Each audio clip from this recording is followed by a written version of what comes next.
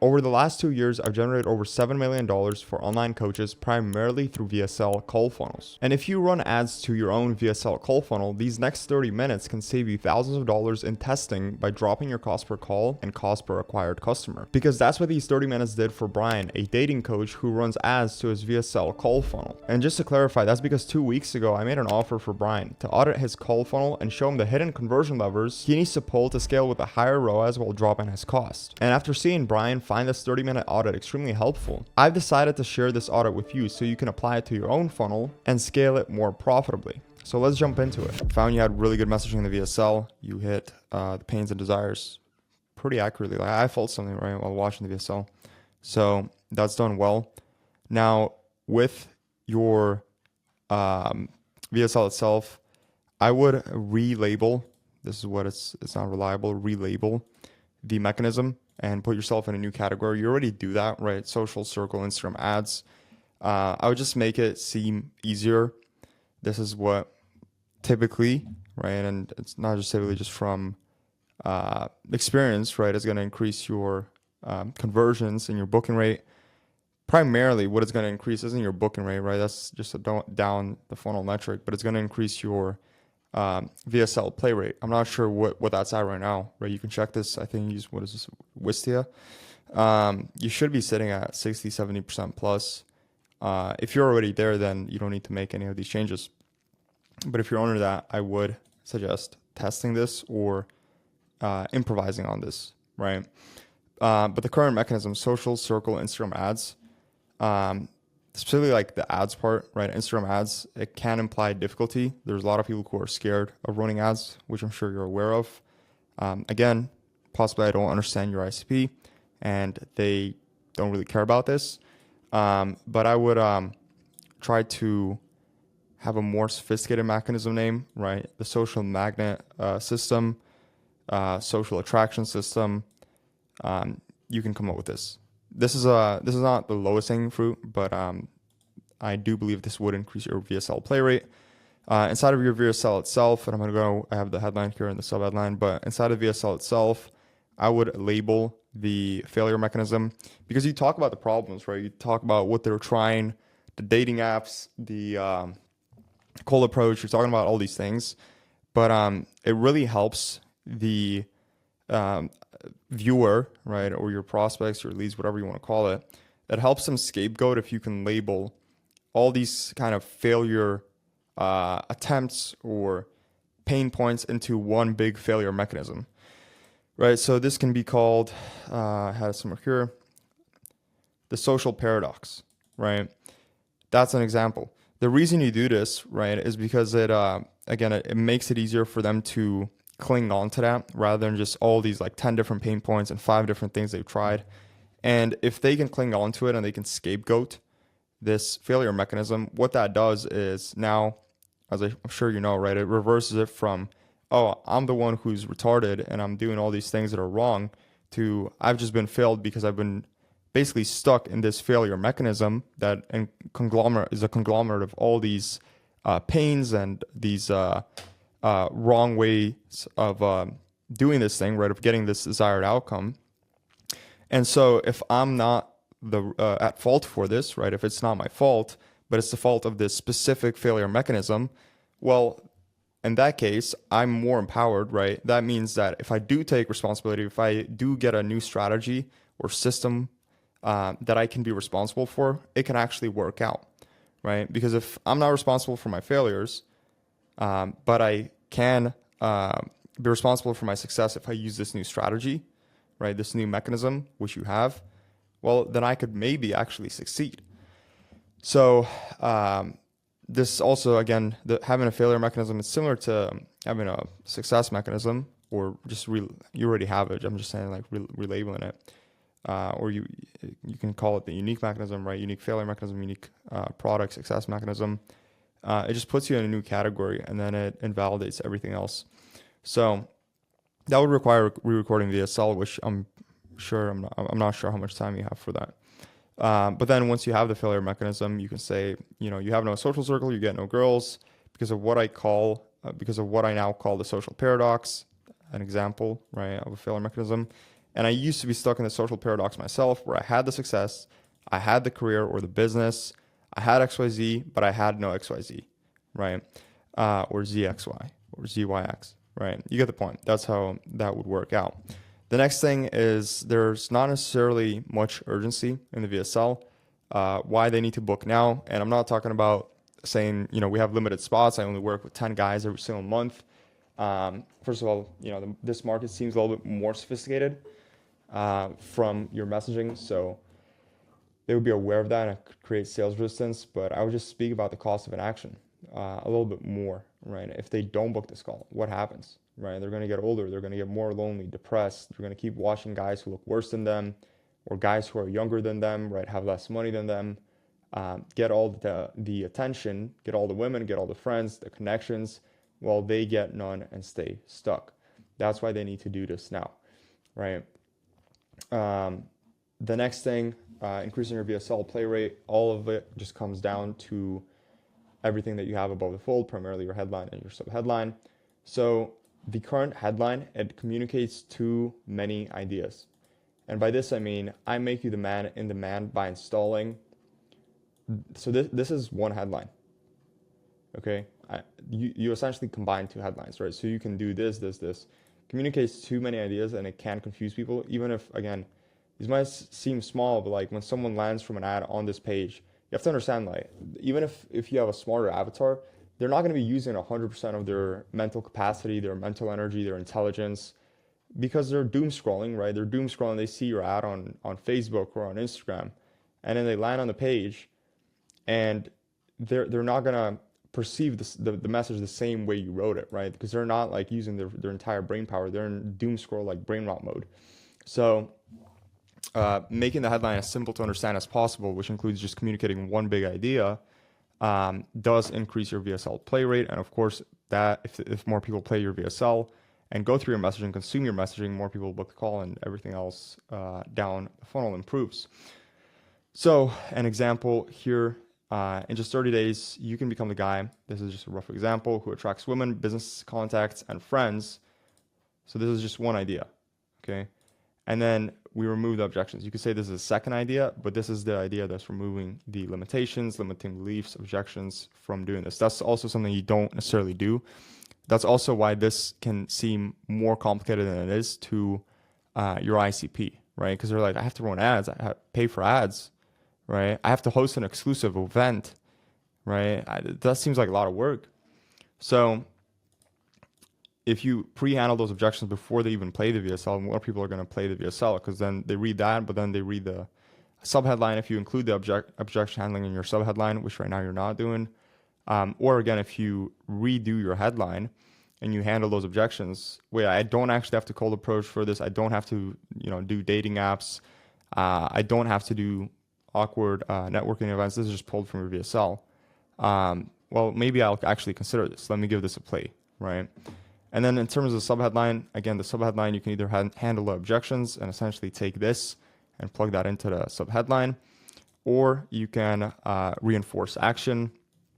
So watch the video below to discover how you can become the guy who gets invited everywhere. And then we also handle objections here, regardless of your location. I feel like that's another big one, but I also think most of the people that look at this are probably in more populated cities. So I'm not sure if this is really an objection. But if it is, because I know you had a guy, I think you mentioned in the VSL, some guy from a small town in Florida. Regardless of your location, even if you're an introvert, again, I don't know if there's people who consider themselves introverts who apply for this. I would assume so, though, right? If they have a problem of having no friends and no network. So this would be a big one, especially for like this. I have to I have to get out of my comfort zone, right? So pre-handling that is going to increase the play rate on your VSL. Then overall for the booking page, this is all good. The results are great. There's one more comment I included on it in this section here, but I would add an FAQ below the results to handle objections, any sort of uncertainty, right? So will this work? Again, if location is an objection, will this work if I'm in a small town, right? Will this work if I'm introverted? how much money do I have to spend on ads to make this work? Or like, do I have to spend thousands on Facebook or on Instagram ads to make this work? With the FAQ, you remove all of that, right? So if there's any uncertainty, they look through the results. Shit, I still don't know if it can work for me. Then you have the FAQ. They go through that, right? And any possible objections get removed. And the way you find those objections, most of them you probably already know, the most common ones. But if you want to get crystal clear on them, just go to your sales calls, pull up 20, 30 transcripts, right? Could be both people who closed and didn't close. And then plug them into Claude, plug them into GPT, and get it to give you the top 10 to 15 most common objections by frequency. Some of the objections are also going to be like part of the same category. So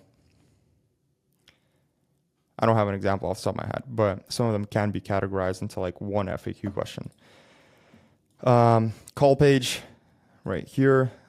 A huge suggestion is transferring over the calendar, unless maybe you have a pixel on this, right? You should still be able to create a custom event with Stape, right? But if that's why you use a separate call page. But if you transfer your calendar page to this page, you're gonna have a higher booking rate, low hanging fruit, right? Every funnel step, there's gonna be a drop off. So if this button here loads up a pop-up with a type form, that's another thing, right? I'm gonna go over it. Or just a calendar, right? In this example, you're gonna have more calls booked. But the ultimate stack would be Typeform plus Calendly. You can also use Close if you have any issues with Typeform, or if there's any reason you don't use it. So you can use Close, close.io. I haven't used it. I love Typeform, and Calendly. It works extremely well. But I know, it pretty much does the same thing. It's just all in one software instead of having two software. So with that, if you move the Typeform and you move these application questions to the VSL page, again, you're going to have a higher booking rate. With that, you should aim for a 15% view to application start rate, right?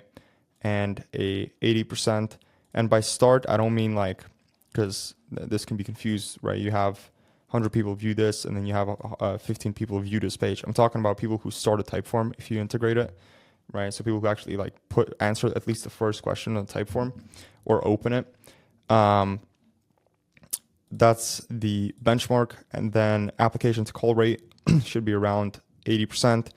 You do ask, this is a little bit of an intrusive question, but it's not necessarily though.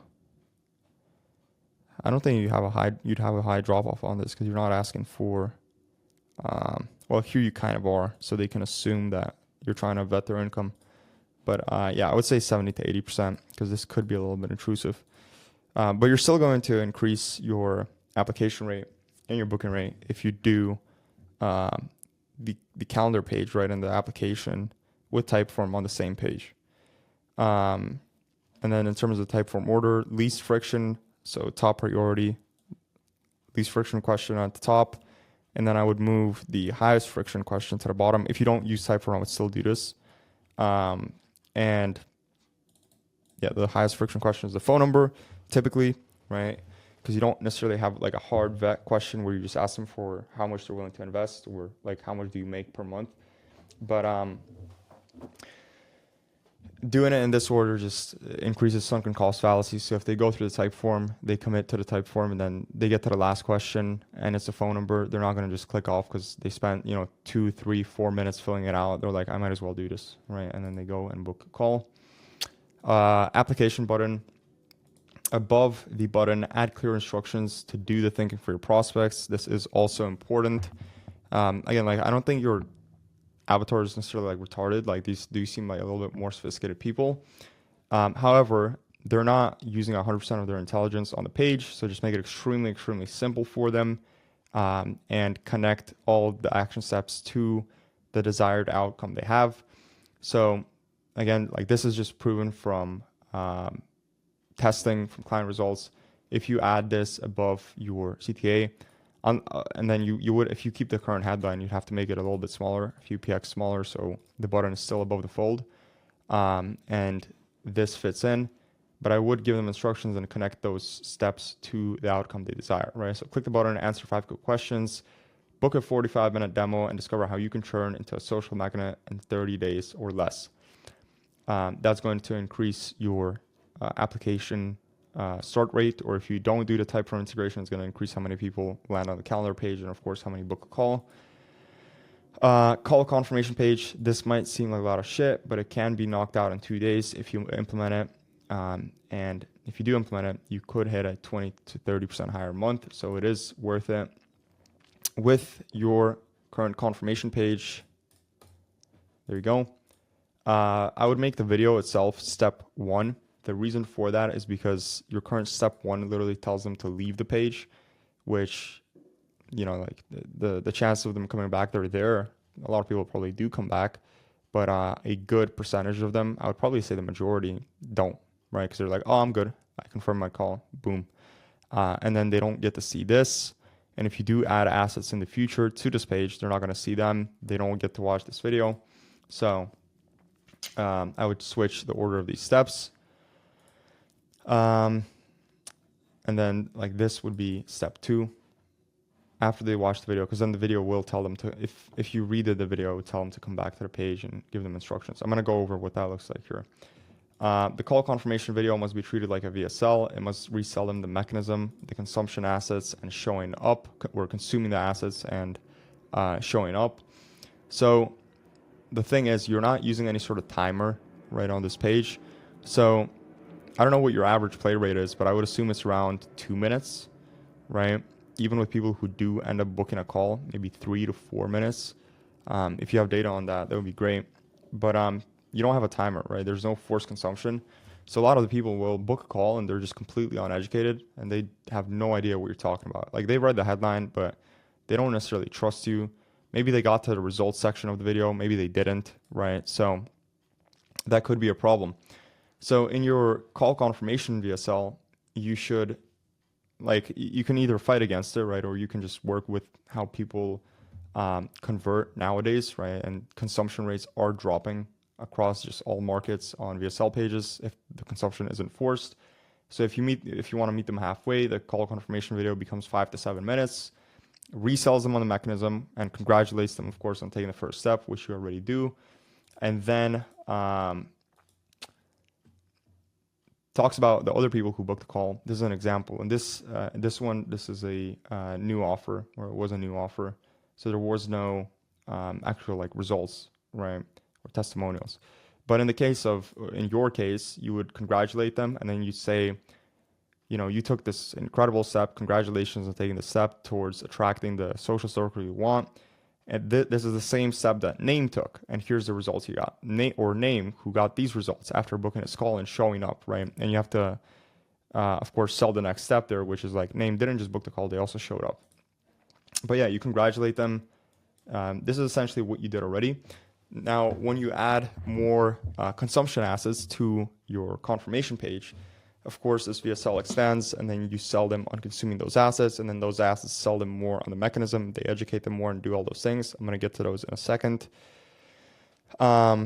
Instructions, of course, you went over the fact that in your video you said that it's not a phone call, it's a Zoom call, which is good.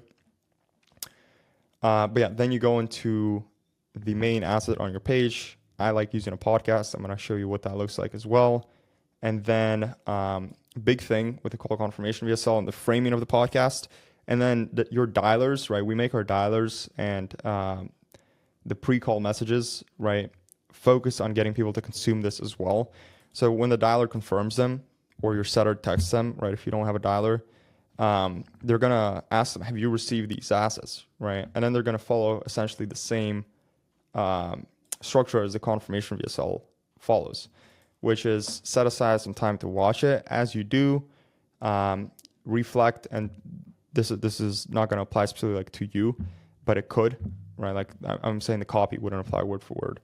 But typically it's going to be like, as you watch the podcast, reflect on the 3 biggest things that have been holding you back from XYZ, right? And then, you know, write down the things that have been keeping you stuck from improving or growing your social circle. And then you go into the goals, right? And if you were able to get a system like this, and you saw that it could work for you, what would your 3 biggest goals be in the next 30 days, in terms of your social circle, in terms of the women you attract, the friends you meet, the business connections you create? Then after you go through that and the call confirmation VSL, you go into selling the testimonials. So I'm skipping ahead here, but adding video testimonials to your page.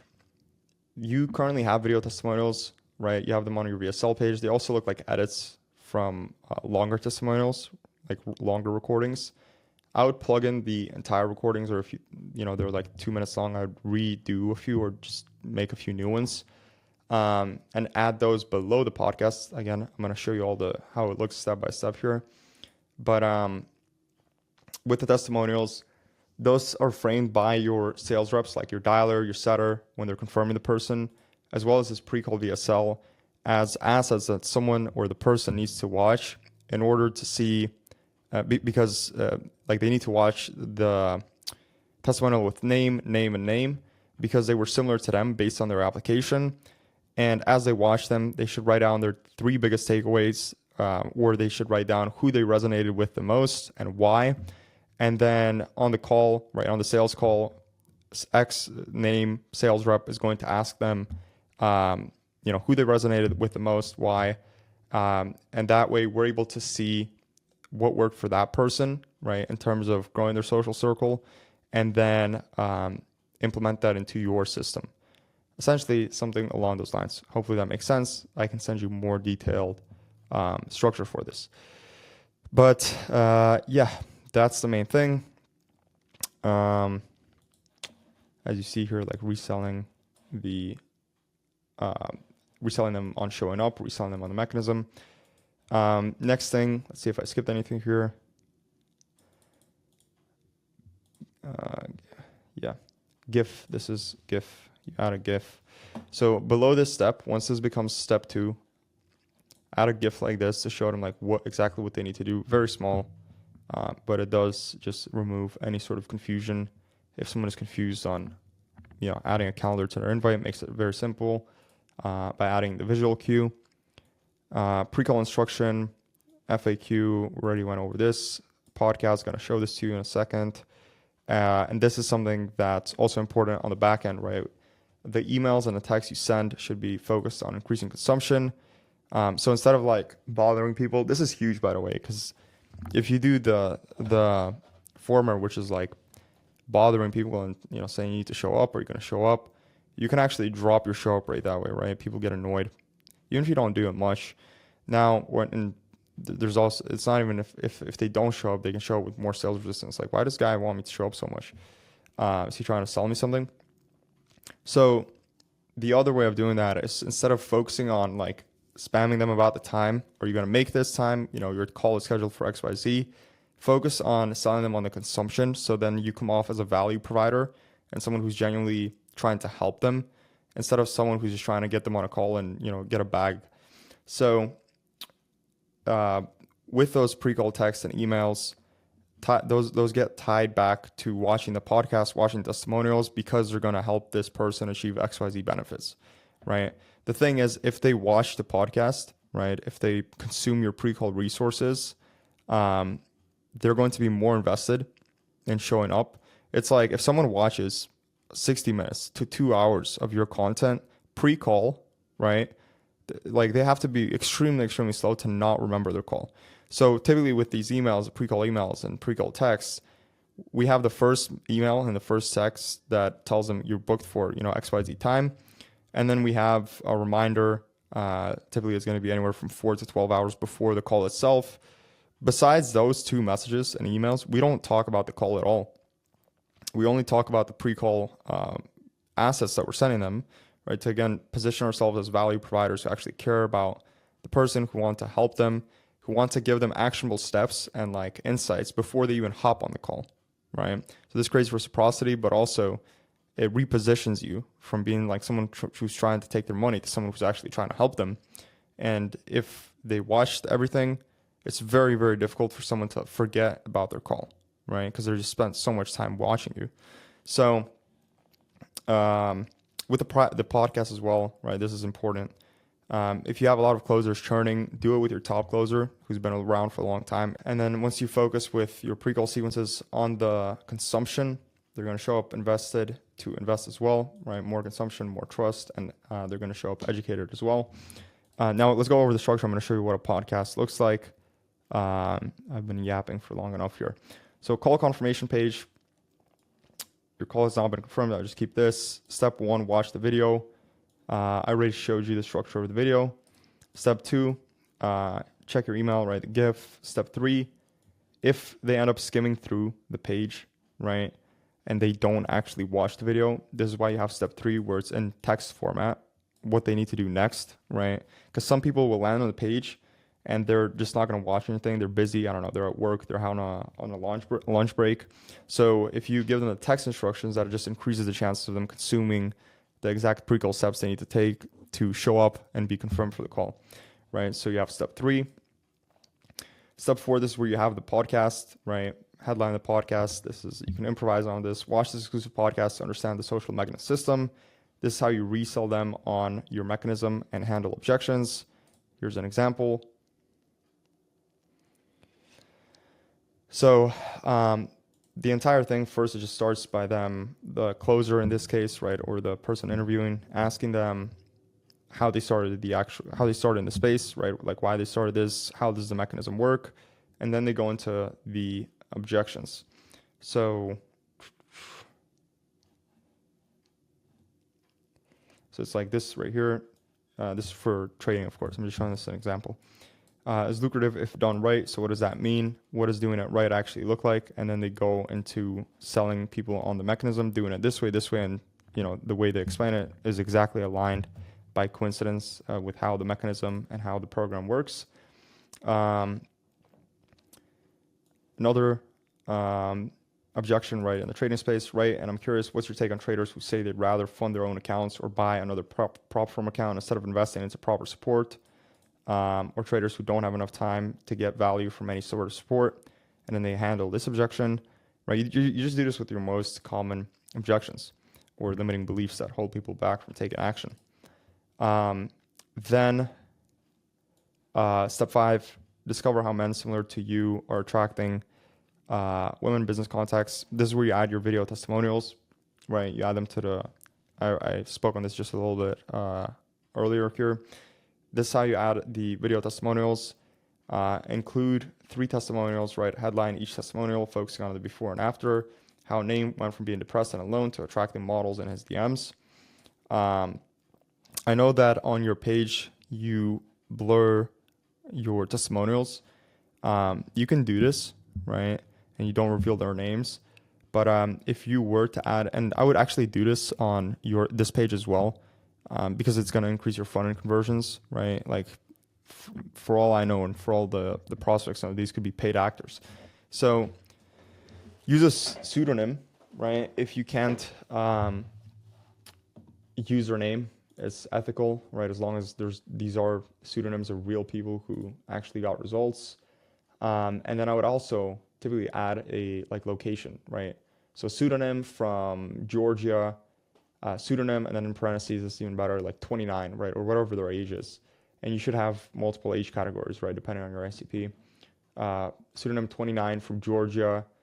And then you have their headline, right? What their before state was and what their after state was. And then, yep, that is pretty much it. The only other thing that I would mention is make sure that you are consistently posting results on your story, whether it's your personal wins with your mechanism, with your system, or client wins, right? Even like DMs. Constantly post on your Facebook stories, on your Instagram stories, because the thing is, like, I'm sure you're aware of this, right? The people are doing research a lot more nowadays than before. They're going to look up your company name. They're going to look up your name. And they're going to try and look up Trustpilot, Reddit. They're going to look up, of course, your Instagram. Like, the lowest hanging fruits for them to look up are going to be Instagram, YouTube, any social platforms you're on. So essentially meet them halfway in that research, because that just also increases consumption. So if they book the call, and before the call they're trying to see if you're legit. And they go to your like YouTube, your Facebook, they go to your Instagram, and then on your Instagram, they see a story, and it's just there's just proof. They're like, oh yeah, like this guy knows what he's talking about, right? So it's just opportunities, right? It's just an opportunity, more opportunity to increase trust pre-call, and it does work incredibly well, especially at higher volume. I'm not sure how many calls per day you're booking, but if you're booking like 20 to 30, that is crucial. But yeah, that is pretty much